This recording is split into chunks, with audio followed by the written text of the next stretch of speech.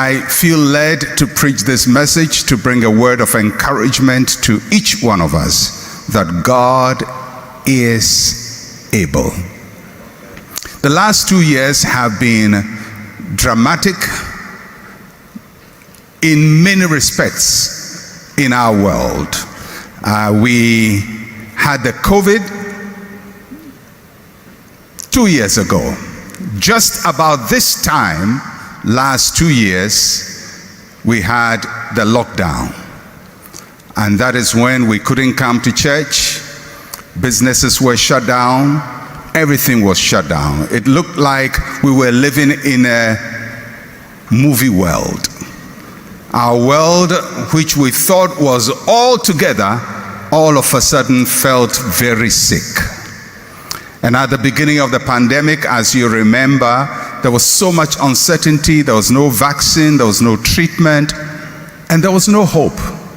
And people were getting infected all over, especially in many parts of the world. By this time, 2 years ago, Italy was the epicenter of the pandemic, and they couldn't handle what was happening. People were dying, and it grew. Ghana shut down. We were all indoors. I remember those days when I had to come and preach my first message without a congregation in our old church, and just with a camera, and started preaching without a congregation and encouraging people. And these 2 years have been periods of uncertainty.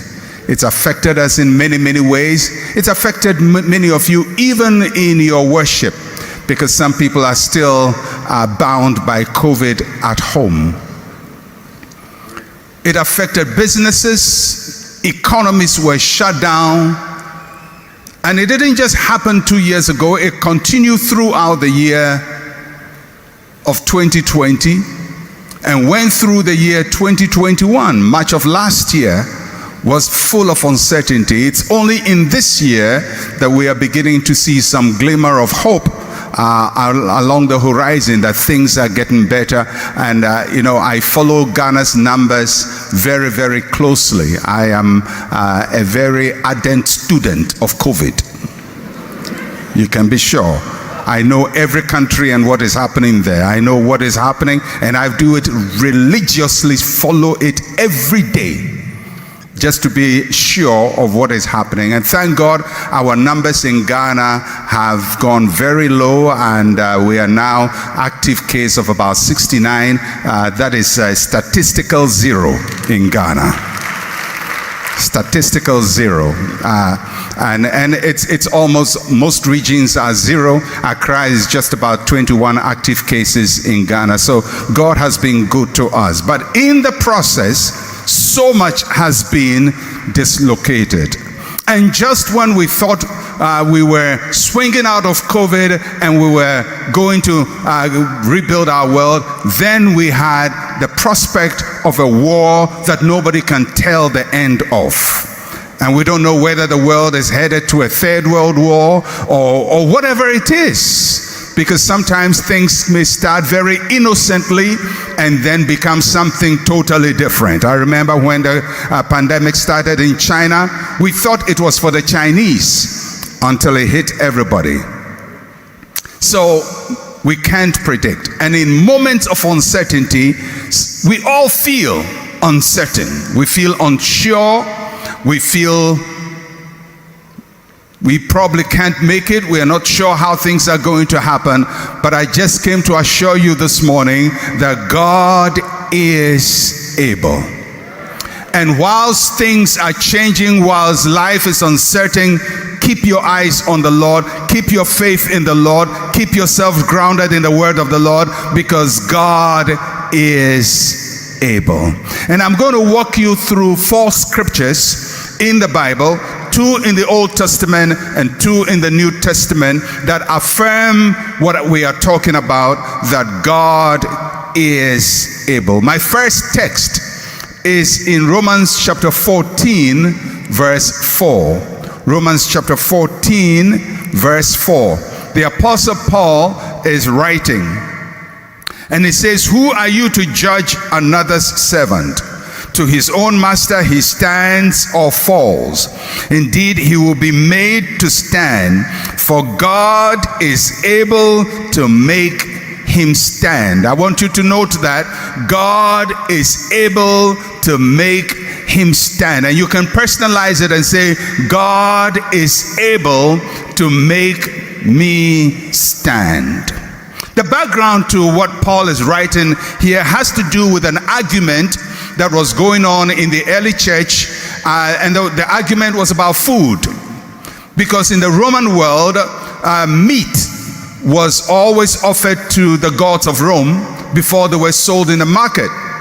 And Christians who bought meat on the market, people would say, were being contaminated because the meat had, first of all, been offered to idols. And it was a very big debate, and some Christians were condemning each other for doing that. So Paul is addressing that.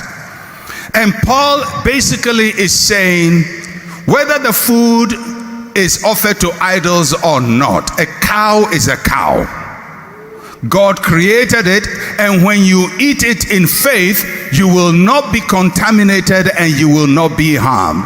And so he says that in the context of that, God is able to make us stand. That means in the midst of a world of uncertainty, of spiritual attacks, of spiritual contamination, God is able to make us stand. And that is the main argument of Paul as he writes to the Romans. I like the word able that is used in the text. The word able means to have power. To have power. It means God has the power to make me stand. The word able also means to be willing to do. To be willing to do. That means God is willing to make me stand. Not only is he able, but he is willing. And the word able means to make possible. It means that God makes it possible for me to stand. Today we may not be debating about meat offered to idols. We are debating about whether after COVID we will stand or fall. Whether in the midst of challenges we will stand and fall. I came to announce to somebody, and to your wife, and to your children, and to your mother, and to your father, that God is able to make you stand. You will stand. You will stand. You will not fall. You will not be a victim. You will not be a statistic of COVID. God is able to make me stand. When temptations come against me, I will stand because God is able to make me stand. When people come against me spiritually and there are spiritual attacks against me, I will stand because God is able to make me stand. When everything around me is collapsing, businesses are collapsing, people are collapsing, I will not collapse because God is able to make me stand. When I go through difficult seasons, God is able to make me stand. Though I may not have money right now, and I cannot fill my fuel tank of my car, God is able to make me stand. Don't give in and fall. Don't give in and collapse, because God is able to make me stand. It's been a tough season. It's been a dark night. It's been a long dark night, but God is able to make me stand. Somebody put your hand upon your chest and say, God is able to make me stand.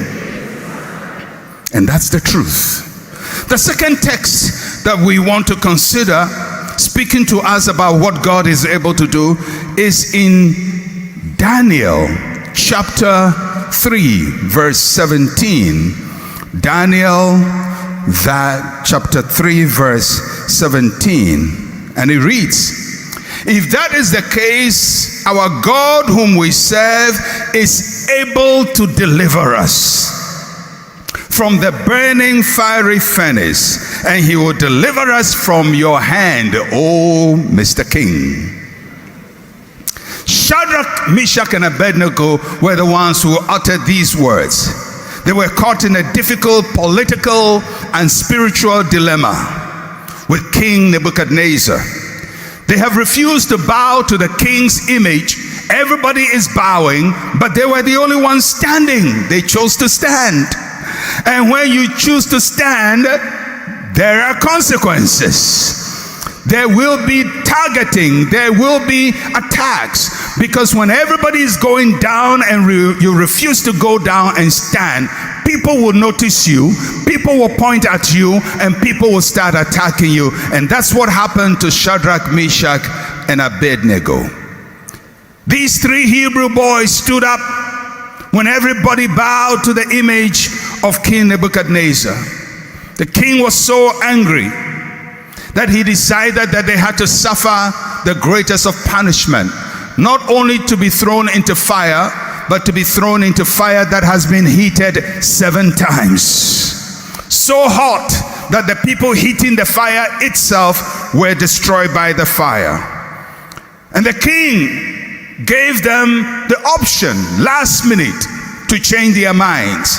And that is what, when they said these words, Mr. King, Mr. Nebuchadnezzar, thank you for your offer, but the God we serve is able to deliver us. Not only is God able to make us stand, he is also able to deliver us. When we are threatened, God is able to deliver us. When the fire is burning so hot, God is able to deliver us. When we are attacked because we stood for the Lord, God is able to deliver us. If there are conspiracies against you, God is able to deliver you.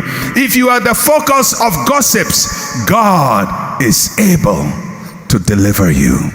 Don't ever look at what comes against you and say, well, I don't think I will go through it. You will go through it. And not only will you go through it, you will come out of it. Because God is able to deliver us.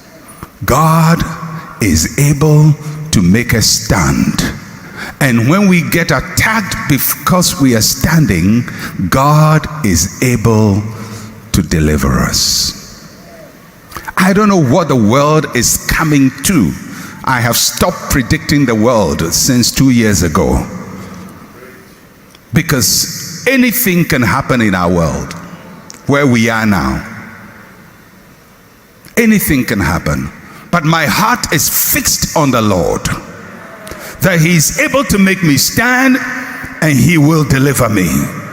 And your heart must be fixed on the Lord, not on CNN, not on reading the news, not on determining who is bombing who and who is not bombing whom, whether there is going to be a third world war or there will be peace. I don't know about it, but one thing I know for sure, God will make me stand and God will deliver, because he is able. There is nothing coming against you, or nothing that has come against you, that God cannot deliver you out of. For the three Hebrew boys, it was against a political force. King Nebuchadnezzar. When the king is against you, where do you turn to? To God. Because the king has a boss. The Bible says the heart of a king is in the hands of the Lord. Don't ever give so much power to any human being or human institution. It can be government, it can be corporate leader, it can even be a spiritual leader. Don't ever make any human being God. Don't ever. because no human being is God, no system is God, no institution is God. And when they come against you because you stood up and they burn the fire 7 times, fear not, because God is able to deliver you. We've come to the end of this video. We believe you've been blessed. Remember, God's love is steadfast and unchanging. May His grace and peace be with you always. If you're new here, consider subscribing to stay up to date with our videos. Kindly share this video with your friends and families. You can watch this next video on your screen.